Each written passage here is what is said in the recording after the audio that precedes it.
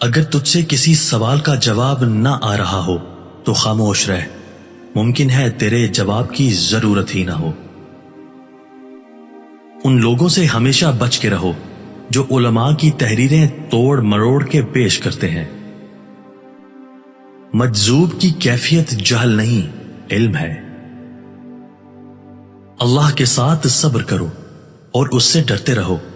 بلا شبہ انسان اس وقت ذلیل و خوار ہو جاتا ہے جب اسے اللہ پر بھروسہ نہیں رہتا۔ نفس کی پیروی چھوڑ دو اور اس کی طرف اپنا رخ پھیرو جو سچا ہے اور سچائی کی تصدیق کرتا ہے۔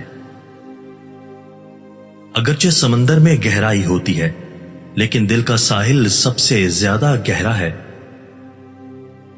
جب وہ تجھے نہ دے تو یہی اس کی عطا ہے، اور جب وہ تجھے عطا کرے تو یہ اس کا نہ دینا ہے، تو لینے سے نہ لینا بہتر ہے۔ جو شخص اللہ کے قوانین کی نافرمانی کرے اسے کبھی عزت حاصل نہیں ہوتی، چاہے اس کی شہرت آسمانوں کو چھوتی ہو۔ جب بھی حضرت محمد صلی اللہ علیہ وآلہ وسلم کا خیال میرے دل میں آتا ہے تو میں اپنے اعمال کا سوچ کر شرمندہ ہو جاتا ہوں۔ جو آنسو ہم بہاتے ہیں وہ ہمارے دل کے باغ کو سیراب کرتے ہیں۔ پریشانیاں تو آتی جاتی ہیں اور آتی جاتی رہیں گی، تم بس اللہ سے امید مت ہارنا۔ انسان کی حفاظت دراصل اس کی موت کا مقررہ وقت کرتا ہے۔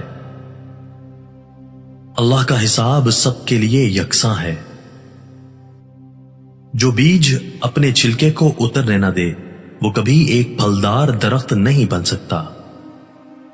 جس میں یہ چیز دیکھو تو سمجھ جاؤ وہ تم سے سچی محبت کرتا ہے۔